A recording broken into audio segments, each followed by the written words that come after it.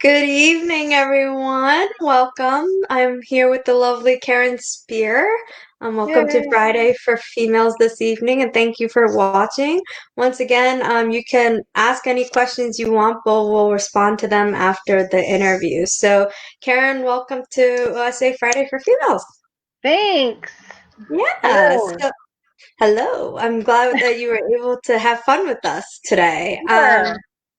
My first question for you is, your journey is very unique. Can you explain what the primetime program at Randolph-Macon Women's College, now Randolph College, was and why you joined it? Sure. So the first part of that whole thing was when Randy got his job down here teaching in 2000. We came down, and my parents came and visited us for Christmas, I think it was. And my dad and I were sitting out because we were living in the Quinlan house that was Hmm. across at that point from the empty field, which is now the softball field. And my dad said, "So just a question: if something happened to Randy, what would you do to take care of the kids?" And I'm like, "Work. That's what I've always done. Work." He says, "But you never finished your education, and education is very important to my father." Um, he could not afford education, so he went into the Navy, and because they would pay for his education, and he always wanted us kids to get our college, as much college education as we wanted. And I went to college right after high school because everybody did, Hmm. and a lot of girls went to get their MRS degree. Um, but I went because all my friends were going, so I went to college out of state. Um, and I hated it. I liked the learning part, but I hated being in class all the time and then getting out and having to do a job and then doing homework, and it wasn't my thing. And so I got a Hmm. 2 year degree and got out, got a job, and started earning money, which is what I wanted to do anyway. So according to my dad, I never had a real degree. I had a pretend degree because it was 2 year. Okay. Yeah. So he really wanted me to finish my education. He said, if you can do that while you're here, I will help pay for your tuition. So I thought, yeah, we'll think about it. But then the more I got to know about RMWC and their exam thing, I have really horrible stress anxiety for tests. And seeing how they did the tests and the exam stuff was enlightening, to say the least. And so I said, I could do this. So I talked to Susan Timmons, who was the primetime director at that point, and she encouraged me and said, just try it out. And so I took 2 classes. I took a math class, which terrified me, and a mass communications class with Carla Heath, little short Carla Heath. Um, and I loved it. And it's like, okay, I'm so ready for this now. Now I want to do this. So that's why I went back, because of the people and the exams, how you could schedule in exams. That's so cool. I mean, that's so interesting because it's not like the traditional reasons why people would go back. Yours was very, you're like, Yeah. well, you've always been different, Karen. So, I mean, Have you been talking to my mother? That's what she always said. it's not a bad thing.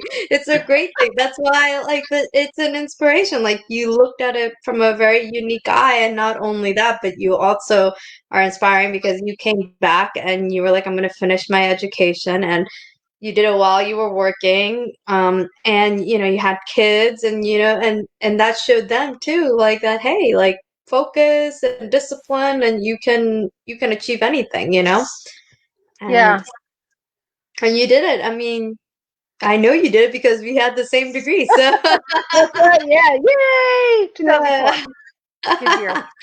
All right, so I'm going to continue on because beyond just having this awesome degree and going back and doing the primetime program at RMWC, you also had your dogs do pet therapy at a senior center, and I wanted to know, why did you begin that? And the second question is, why do you think that's so important, especially now? Like, I know it's important Okay. now. Yeah. Okay, so I kind of fell into it by accident. Um, I was I was going. Randy was directing the music at Court Street United Methodist Church in downtown Lynchburg, and I went there occasionally. The kids went there to Sunday school, and we had a rule in the house: you couldn't watch TV until you had your homework done. So I always had to make sure my homework was done by Sunday afternoon so I could watch football.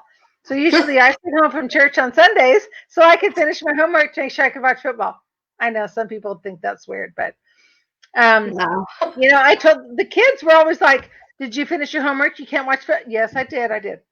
Um, and one of the ladies that was there that worked with the kids, she had a little short dog, and she took him to, there's a senior care daycare in the basement of our church. And she used to take her dog there like twice a month to hang out with the seniors. And, you know, well, her dog was getting older, and he was losing his sight. And so he couldn't really do it anymore. And she goes, "You should take Pika," because I used to take Pika whenever we had youth things, because Pika loved everybody. And so I went, "Oh, okay, sure, I could do that." So I took him in a couple times, and then the head of the, I guess, I guess it was the head of the actual thing. And she said, "We just need to know that he's had his rabies shots." And I said, "Oh, I can get that from the vet." So when I went in and I was talking to our veterinarian, he said, "Oh, you're doing pet therapy? That's a great thing. If you do that, I'll give your dog checkups for free." And I'm like, "Wait, what's pet therapy?" I had no idea there was an actual like name for this. Oh, And he wow. says, "Oh yeah, you can get him certified, and he can go all over the place." So we ended up going and getting him certified, and we would go to the adult care center. We went to um, there's a couple different retirement homes, and we would go there. We went to Lynchburg General Hospital, to several different floors, and he loved it. Pika was like the perfect therapy dog. He knew when people needed him, and we would go, like, I mean, seriously, we would go to the cancer floor at Lynchburg General, and people knew when we were coming. And so if they wanted a visit from the dog, they would leave a note down at the main desk. And so we would go up, and if the door was closed, I didn't knock, because you never know what's going on. They could be getting therapy or something for chemotherapy or something. But there were times when we would walk by and he would just sit down in front of a door, and I go, "Pika, come on, they didn't ask for us." And he would not budge. And so I'd go, "Okay." And after a while I learned, and I'd like quietly knock on the door, and someone would open the door and they go, "Oh, are you the pet therapy? Oh my gosh, I'm so glad you stopped by today, because we forgot to leave a note, and he really, really wants, so I'd take Pika in, and he would sit next to the bed, and they would pet him, and sometimes they'd just close their eyes and not say anything. Sometimes they would start talking about all the pets they had, and how much they missed their pets and they couldn't wait to get home. And it was, maybe 15, 20 minutes out of their day that for that small amount of time, they were not thinking about the horrible stuff that was going on in their lives, the chemotherapy or the pain or whatever. And we would leave, and we would be there for about an hour at the hospital, and we would come home, and Pika would just be exhausted. I mean, he would sleep for hours, and I think he just absorbed all that negative energy and pain from people. um, but he always knew when we had to stop. And there was one lady that I had got a call from someone, and she said, "You don't know me, but I'm the daughter of a certain person who had lived at the summit for years, and we had been visiting them for years." And she goes, "My mother's in the long-term care facility at Virginia Baptist and really wants to see Pika. Would that be something you'd be okay with?" I'm like, Sure, we remember her. So Oh, we went up and we went in, and Pika laid on her bed and she was petting him and talking to him real quiet, kind of whispering in his ear. And he was just laying there, and he would just, and he kind of make noises and, whatever. And, and then she kind of fell asleep, and her daughter was like, do you think that you could maybe come back tomorrow? And I said, yeah, we could probably figure that out. Um, and so we left. Well, I got a call the next day from the daughter, and she passed away that night. wow. She had asked to see Pika. I mean, it was that kind of thing that he did, um, that just gave people an escape, made them feel good. Um, they could just pet him and talk to him, and he didn't care what they were saying. Pet me, go ahead. I'm great with that. He just loved it, and he did that for about 10 years until he lost his eyesight and his hearing, and I was afraid he might snap at somebody, so we had to Hmm. stop. But he loved it, and I think it was very valuable to the people that he visited. They remembered him for years. That's so amazing. I mean, and for you to take time out to do that, I mean, I mean, animals have a sixth sense, and Pico, it seems like, he was just very good natured for it. But the fact that you even took time out of your schedule to make time for others, because he can't drive there by himself, Karen. So No, and he tried. He yeah, would like try to get in my lap and like try, and I'm like, get in your side. He was crazy, that dog. But yeah. it was awesome. And some of these people, like when we went to the summit, I think we were some of the only people that visited some of these people. I mean, I I don't mean, think they had family or anybody else visit him. So they looked forward to us visiting yeah, them. And, yeah. you hear so Well, many good, interesting stories. yeah, and I mean, even right now, like it's so hard for them because they can't really get visitors right now. Right. But I mean, if you could only imagine what it was like back before COVID, where they weren't getting that many visitors, and then even now where it's even more pronounced, Yeah. however people can help, whether it means like writing letters, taking the time to maybe do like a pen pal phone call, just something to just keep their Yeah. spirits high because that's really what they want. They just want, to feel part of the community in some Right. capacity. They want to know that they're not forgotten, that they're Yeah. just there with no connection to anything. And yeah, it's really hard. It's really hard. Yeah. Um, well, you are, it leads right into this. So you are someone who always gives back to the community. Like I know, like you have your Thanksgiving dinners for students who remain on campus, the pet therapy. What drives you to do that whole bit of like giving back? Um, when I was small, we used to go to my grandpa's farm.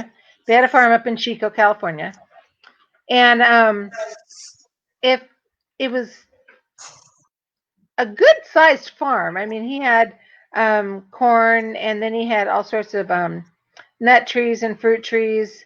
And when we were real small, he had chickens and stuff. And we used to go up there, and I used to spend summers up there.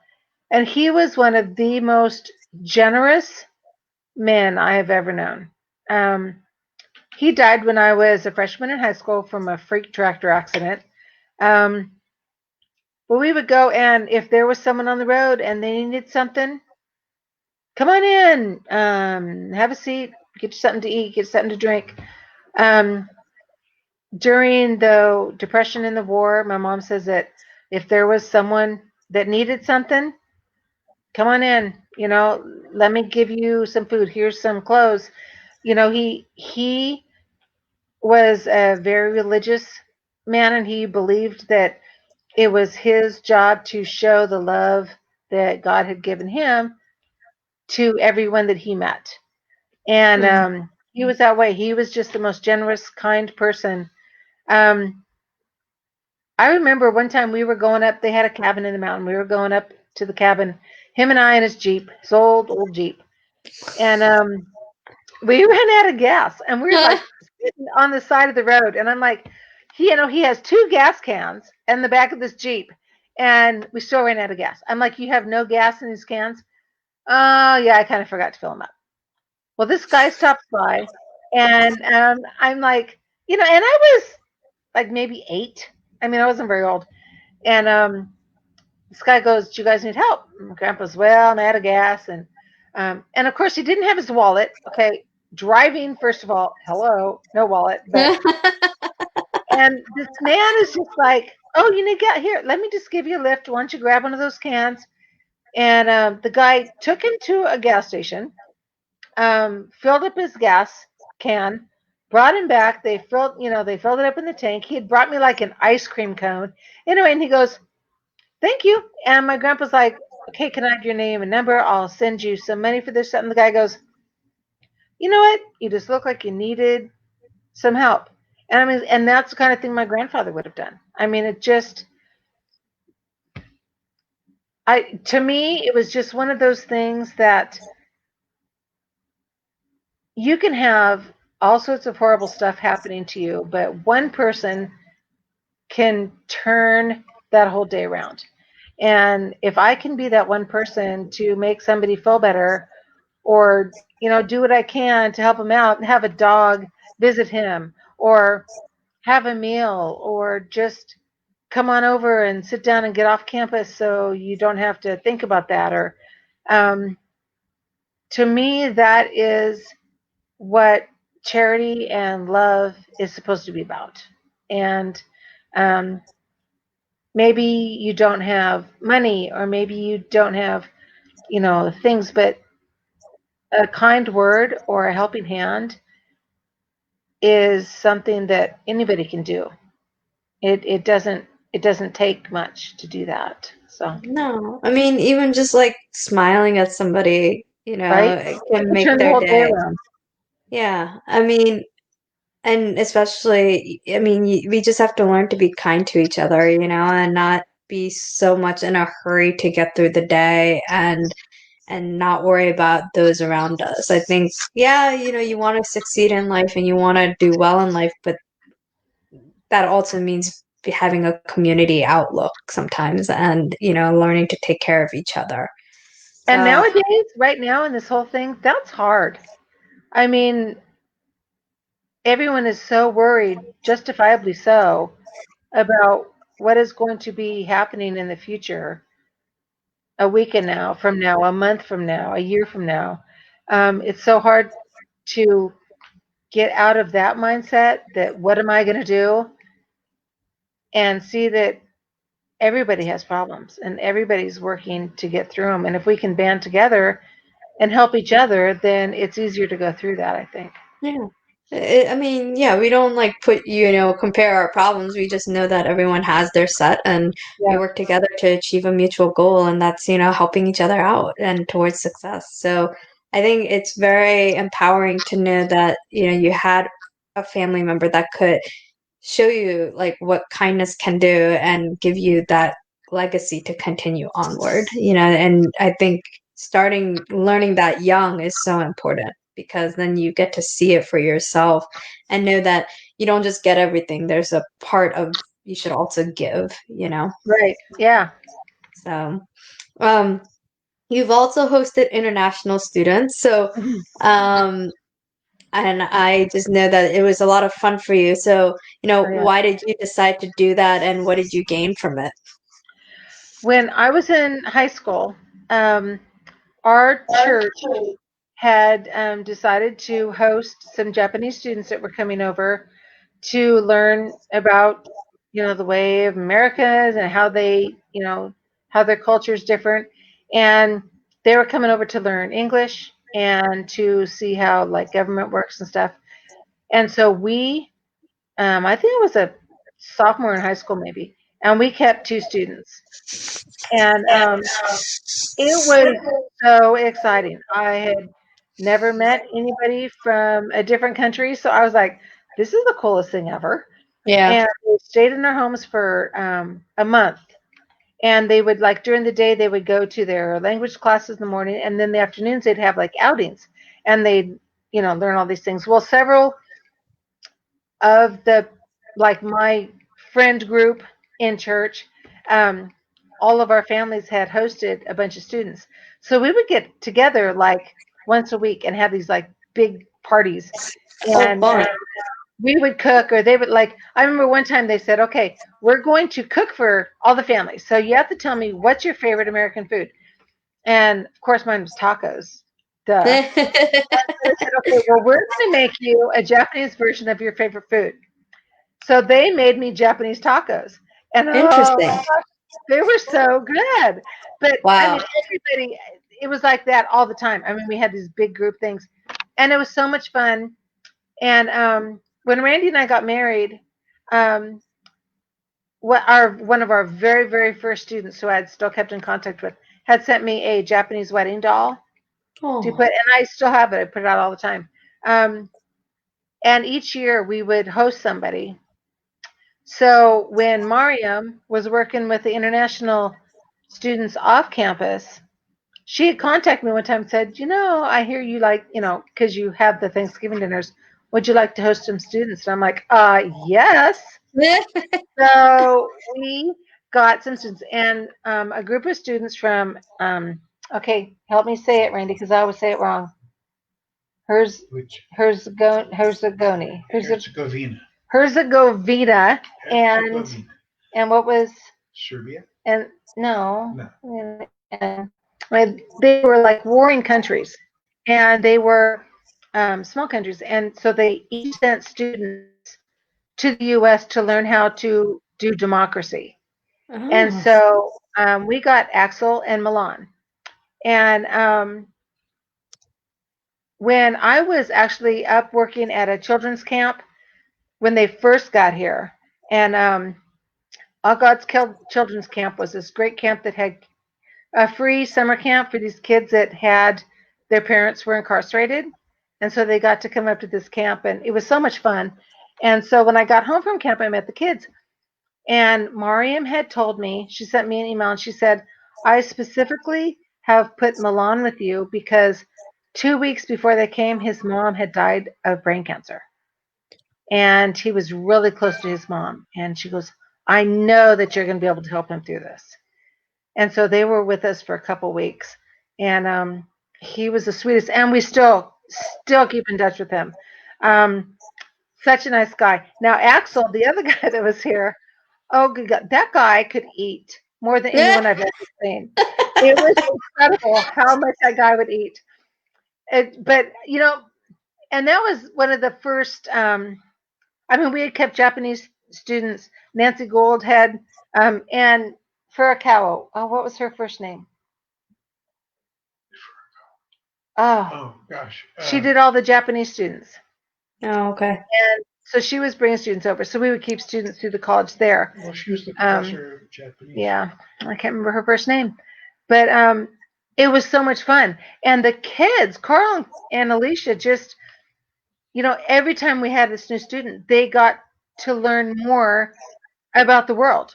Yeah. That you know, I think they gained a curiosity about what is other than, you know. Um, I think maybe partly that's why Carl got so into the whole German language and the country of Germany and stuff is because let's learn about what's outside of where we are. Hmm. How do other people live? What are their customs? What do they do? And every time we had them over, and that's also why we enjoyed having the students come over for Thanksgiving. All the places they're from. I've never been Yeah. there. I would Yeah. love to know what it's like, and they can tell me all the things. Yeah. And it's so exciting to hear. And how often do they get to just talk about their Themselves. home, Yeah. you know?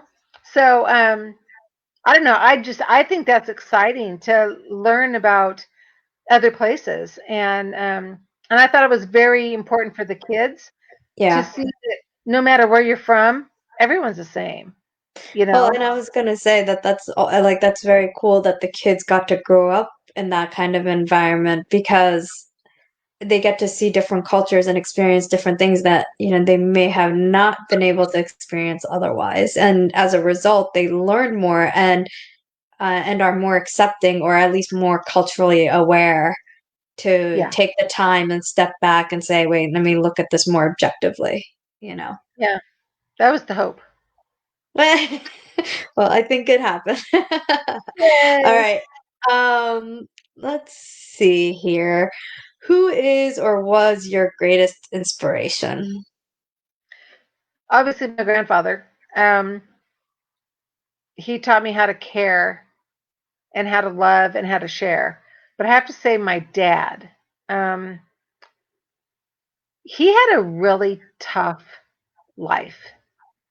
He came home from high school and his bags were packed on the front steps. And they said, okay, you're an adult. See ya. Wow. So that's why he joined the Navy because they would pay for education.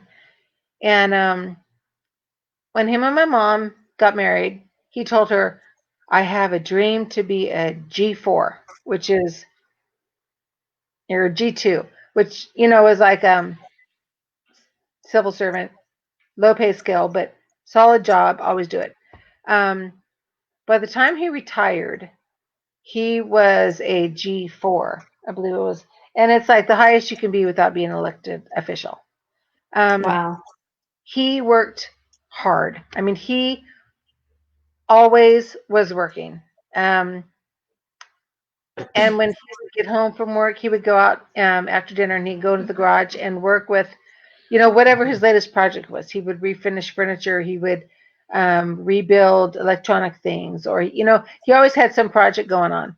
And I mean, he just was a very hard worker. We never had credit. I mean, when they went to buy something, they paid with cash. I mean, it was like um, you earn the money and then you pay for it. And when he offered to help with college, I mean, that's because education was so important to him. And he still works hard. I mean, he still gets up at 6 o'clock every day. He Wow. Yeah, oh yeah, and he's still, he has his 1 cup of coffee in the morning. He has his 10 o'clock snack break, and he has, it's like he has still got the same schedule, and he's like, almost 90, and Wow. so to me, if you want something, you have to work for it. It's nothing is going to just be given to you, and even if it is it worth it? No. I mean, how hard have you worked to get your school, to get your social workers thing, to get your degrees? It's like you worked really, really hard. And because of that, I think you are able to encourage others to be at their best potential, which I believe is one of the things that, your martial arts school teaches people. Yeah. Do what you No, can, be the best. well, and it is important, like, I mean, I think with the age of technology, people are so, like, about immediate satisfaction, and it's like, I want this now, and it's like, no, like, that's not the way the world Yeah, works. Like, you no. can fail if just if you don't work hard, and I like the fact that your dad instilled that in you, and then you were able to instill that in your kids. Like, you have to work hard to. I mean, yes, you can set your goals and say, "I wish to have $100,000 by the end of the year," but it still ends up being the effort and the work that you put into it that leads to that growth and that goal being accomplished. You can't just put a goal out there and expect it to be achieved. Yes, you put it out there, but you still have to do the little steps to get there. And the And satisfaction that you get when you oh meet yeah. that goal, I mean, it's like I know some people like me love to make lists so we can cross it off. I did that. I did that. I did that. I Yeah. love crossing things off my list. So, that's just, and that, yeah, yeah, And it's not just like the fact that, I mean, the idea of crossing something off or highlighting something off, it's like a psychological thing too. It's like, oh my God, I did it, I mean, in your brain, that's how it resonates, that it's like, I've done something. And then it motivates you to keep going, and you get into this drive of, if I did one thing, I can do the second thing, and then I can do the third thing, and then before you know it, you need another list. Exactly. And then that's exciting. You get to do Yeah. the list. I need another piece of paper, please. Right. Another notebook. All right, so my last question is going to be, what pointers can you give about simply enjoying life? Well, okay, there's a couple. First, That's work fine. hard because, as we just said, the rewards that when you see when you've completed something are great. Have goals. Goals are great, but don't make them crazy goals. I mean, make them realistic goals, and um, and get a hobby, something that is not your job, that you don't have to do all the time. You played your violin, Yeah. and that had nothing to do with your sociology degree or your martial arts. It was just something you enjoyed doing. I did puppets since I was in junior high school. Loved puppets, had puppet teams. It had nothing to do with anything else, but it was so much fun. I loved it. The pet therapy, so much fun, but it had nothing to do with the kids or the family or school or whatever. Um, you have to have something you can do just for the enjoyment of it. And then Yes. whatever job you get has to be something you enjoy. I mean, you are spending 40 hours a week or more doing something. It may not pay the best, but if you enjoy it, then it's great. I mean, I love working at the college. I love meeting the students. They are, some of them are challenging, and you have to really look for that one thing that's okay. Now I get you. They're harder, and then some are just lovable, and you want to just squeeze them all the time because they're so sweet and wonderful. And then there's others that you have to buy, Smarties for to give them that little lump. But I love working at the college, and I I'm so excited about break that's coming up, and we're gonna have the 2 weeks off for Christmas.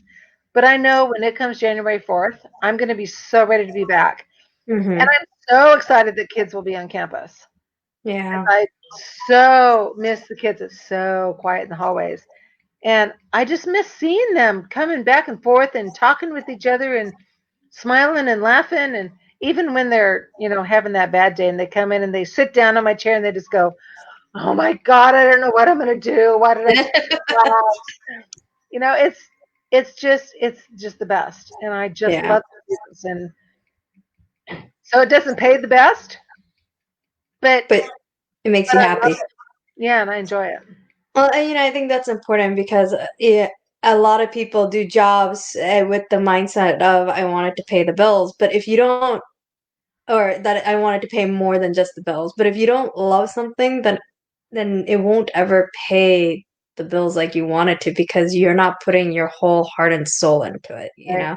Yeah. And then people can sense that, and then you're not giving your ultimate best to that career, because there's a side of you that just wakes up every morning hating it, and then Right. that will translate out like it's energy. So if you go in every day loving it, then one day you will reap the success of that enjoyment as well. Yeah, I agree. So, well, Karen, I really enjoyed this wonderful conversation with you. Thank you for joining us. And to our lovely viewers, thank you for watching. If you have questions, please post them. Otherwise, we look forward to next Friday. Actually, next Friday, there won't be a Friday for females. I will Because be. it's Christmas. It's Christmas, happy holidays. Enjoy whatever it is you'll be celebrating. Spend some great time with your families.